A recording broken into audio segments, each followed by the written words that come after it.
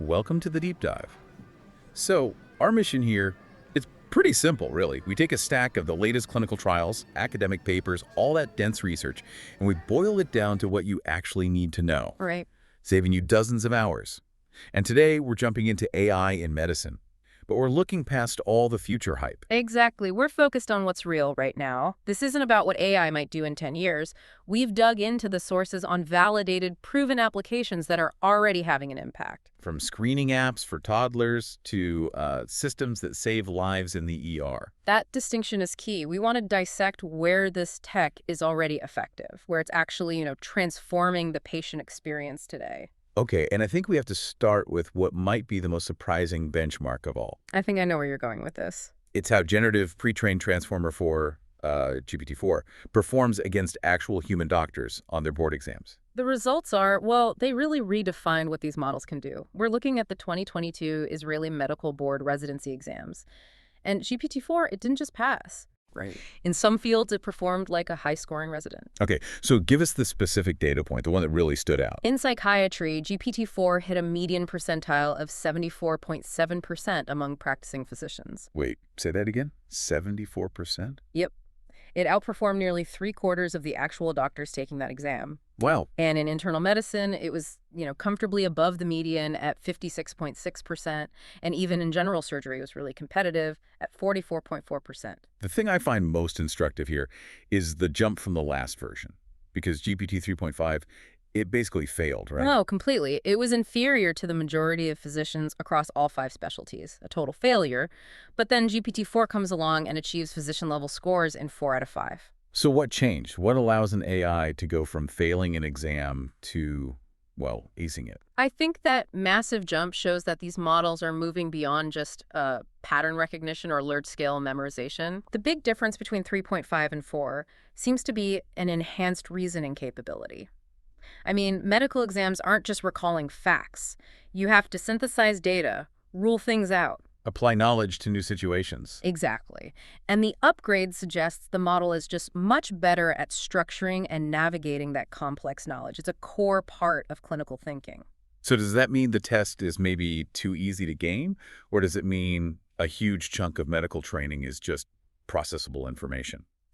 That's a profound question about medical knowledge itself, really. But no matter why it works so well, that ability immediately translates into real-world efficiency. Right. We've all heard the promise that AI will, solve the paperwork problem in healthcare. The ultimate paperwork shredder. And when a model performs this well on a knowledge test, it really can be that. We're talking about freeing up huge amounts of a doctor's time. Time spent documenting visits, drafting summaries, dealing with insurance claims. All of that. And that's time that goes right back to the patient. But this is where the big caution comes in.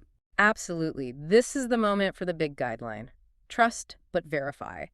The AI is an incredibly powerful tool, maybe even better than a median human in a test scenario. But it's not a substitute for judgment. Never. And that's the critical tension, right? For a doctor who's already completely overwhelmed, how do they verify a complex AI-generated diagnosis in the middle of a busy clinic? Yeah. Does this super competent tool actually encourage a kind of dependency? It could. That's why the verification has to be structural. It means having clear policies, required human review, and always cross-referencing with the actual patient data. The AI is a first-pass accelerator. Not the final word. Not the final authority. The physician focuses on the patient and the final judgment call. Okay, let's transition from that. From streamlining admin to streamlining actual life-saving critical care. Right. We're moving from cognitive tasks to systemic speed, Right. specifically with heart attacks or STEMI. This brings us to a really major study called the ARISE trial. That's for artificial intelligence-powered rapid identification of STEMI via electrocardiogram. And this was a big one. Oh, huge. A pragmatic, randomized controlled trial, gold standard evidence. We're talking over 43,000 patients. So that was the problem, the bottleneck this AI was designed to fix. Well, the main delay in STEMI care usually isn't the cardiologist's skill, it's the communication chain. A patient arrives, an ECG is run, a frontline doc has to interpret it, then find and call the on-duty cardiologist. And every step takes time. Precious time. So the ARISE trial put an AI-enabled electrocardiogram system, or AI ECG, in place of that process. And what did the AI ECG do differently? It analyzed the ECG in real time. If it detected a high probability STEMI, bang, It automatically sent an immediate SMS notification with the ECG image straight to the cardiologist. So it leapfrogs the ER doc. It totally bypasses that step. It pre-activates the whole catheterization lab team before a human even has to make a phone call. Okay, so the ultimate metric, the one that really saves lives, is door-to-balloon time. The time from arrival to when the artery is open. Every minute is heart muscle. Exactly. So what was the result? The time savings were dramatic and clinically significant. For patients in the emergency department, the median door-to-balloon time dropped by a full 14 minutes. 14 minutes. From 96 minutes down to 82 minutes. Wow. That's an eternity when your heart muscle is dying. That number just screams that the real inefficiency was in the human communication loop. Precisely. The AI isn't necessarily a better ECG reader than a human. It's a better workflow optimizer. It removes the friction. And looking at all cases, the total ECG to balloon time still dropped by about 5.6 minutes overall. But, okay, a question always comes up with automated alerts like this. Right. Alarm fatigue. Right. Are cardiologists getting spammed with texts? Is there a risk they start ignoring them if there are too many false positives? That's always a valid concern with new automation. But the data from the ARISE trial was really encouraging here. The AI ECG was extremely accurate. How accurate? It had a negative predictive value of 99.9%. So it was almost perfect at ruling out cases that weren't a STEMI. Exceptionally good. And its positive predictive value was 89.5%, which is very reliable. And that performance actually exceeded the conventional automated systems built into the ECG machines themselves. Which means fewer false alarms. Exactly. It reduced unnecessary STEMI activations. And the study even showed the AI group had a statistically significant difference in cardiac death rates. The odds ratio was 0.73, so it's not just faster, it's demonstrably safer. That is just a clear, powerful case of AI fixing a time-critical problem. Okay, let's pivot completely now from the ER to a systemic challenge with equity and access in early childhood. We're moving to the challenge of diagnosing autism spectrum disorder, or ASD. And the problem is really twofold. Which is? One, diagnosis is often severely delayed. And two, the standard screening tools we use can introduce bias. And delayed diagnosis is a huge problem because we know early intervention can drastically improve outcomes. What's wrong with the standard tool? So the standard tool is mostly caregiver questionnaires, like the MChat. They're subjective. They rely on a parent's interpretation of their child's behavior. And they're not always accurate. Right. They show lower accuracy, especially for girls, for children of color, and for non-English speaking families. And that directly contributes to these huge disparities in care. So this is where AI comes in to solve an access and equity gap. Okay. Tell us about this app, Sense to Know. The genius of this is moving from subjective questions to objective quantitative measurement. Researchers call it digital phenotyping. Okay. So instead of asking a parent, does the child look at you when you point? The app doesn't ask, it measures. How does it do that? In a kid's living room with just a phone. The caregiver just uses a standard iPhone or iPad. They run a 10-minute session where the child watches some specially designed movies and plays a little bubble popping game. And while that's happening, The app uses computer vision and machine learning to quantify 23 specific behavioral features. what kind of features can a phone camera actually measure? Things you'd think only an expert could see. Gaze patterns, head movements, the complexity of facial expressions, even subtle things like the blinking rate. The algorithm processes all these objective data points and generates a prediction about developmental risk. It removes the reliance on a busy, maybe stressed out parent trying to interpret symptoms. So what did the study find? It involved over 600 toddlers. Was it accurate?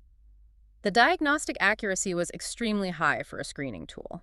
The AUROC, which is the measure they use, was 0.92. Very reliable. Okay, but here's the crucial part. What about the equity question? This was the most important result. The accuracy was comparable across the board, across different devices, so iPhone or iPad didn't matter, and across diverse populations, Black, Hispanic, Latinx, boys, girls. That is massive. So the tool is device agnostic and demographically fair. Exactly. And because it's remote screening in the child's own home, it just dissolves all these barriers, distance to a clinic, long wait times, cost, all things that hit minority populations the hardest. So you get higher accuracy and better access. Which means earlier detection and earlier intervention for the kids who've historically had to wait the longest. This brings us perfectly to our last section.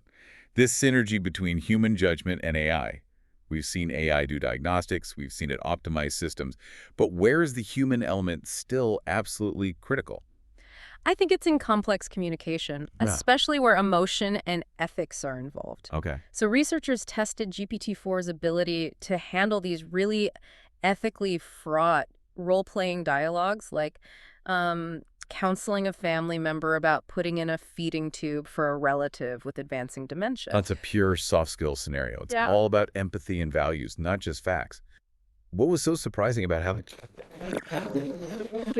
One fact-based, the empathetic counseling lines. At one point, the human user says how hard it is to give up on their loved one. Yeah. And the chatbot didn't just give a platitude, it offered this really nuanced reframe. It said something like, fighting can look different in different situations. Sometimes the fight is for peace and comfort. Wow.